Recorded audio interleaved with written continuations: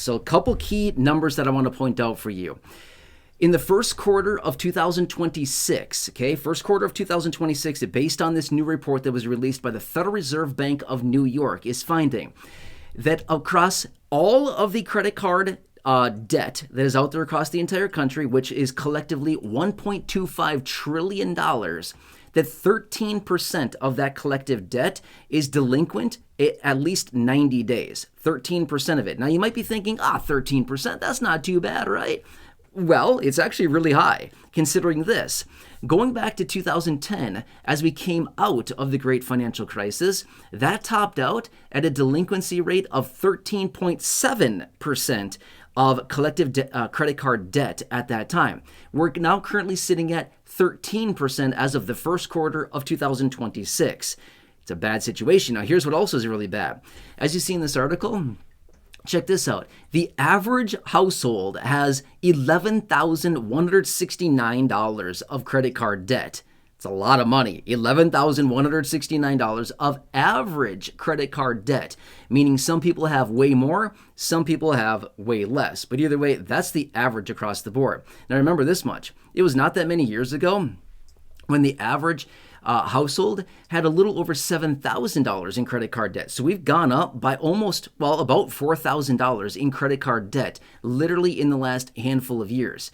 Point being is that based on the situation that we're currently dealing with, and as you've probably heard me talk about recently in other dedicated videos, which is prices are going up, inflation is going up, cost of living is going up, incomes are not going up. I mean, seriously, right? It is this divergence.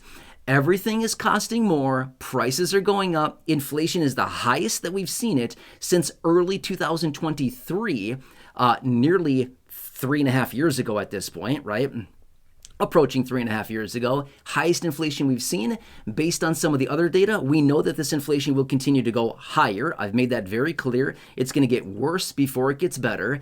And the situation being is that incomes are not keeping up whatsoever, especially at the pace of this inflation. Therefore, the American population will continue to fall behind more and more and more over the coming days, weeks, and months as this runaway inflation continues to hemorrhage the finances of the American people. So, drop your comments down below. Again, let me know. Does all of this resonate a little bit?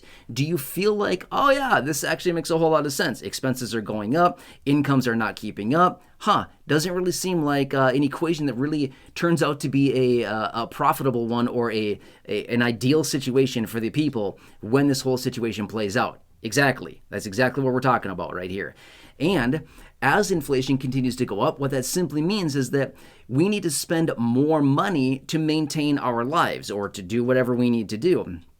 Unless we cut back dramatically, which we all recognize, most people don't do that. In situations like this, most people don't cut back, but rather the vast majority of people maintain their consistent lifestyle. But what they do is they just float balances on credit cards. So this $1.25 trillion of collective credit card debt that we are experiencing in this country will likely continue to go higher. And that's just going to add to additional debt that people won't be able to pay off because their incomes won't be supportive of paying that off. That means they're going to fall behind, and this 13% delinquency is likely going to continue to rise. Do you see how this whole thing plays out? Interesting how this is all coming together right here, right now, as we can continue to see other factors out there that are suggesting, some of the economic data with the underlying economy have started to crumble quite a bit. Don't get me wrong, some of it seems to be pretty good, but there's also some of it that also is very, very concerning. So anyway, I just want you to be very aware of what's going on. And again, just to look at some of the different data that's out there. Now, to be 100% fair as well, we could also look at other data and other reports that suggest the complete opposite. This is the most strong economy. This is the strongest, most robust economy we've ever seen in the history of the world. And it's like, really, is that actually true or not, right? So you kind of got to read between the lines a little bit, but I'm not sitting here in this video so like doom and gloom. Oh my, here we go. Biggest financial crash ever and major nasty recession, but you just got to look at all the data and then just siphon out what kind of resonates and kind of what makes sense. But I don't know. I feel like it's important to look at all the data just to get a big, broad look at what's actually going on across the country and what we may be going into. Either way, we don't know. Only time will tell. But it is something that I certainly want to keep on my radar and just something to keep an eye on that I think is pretty interesting. All right, anyway.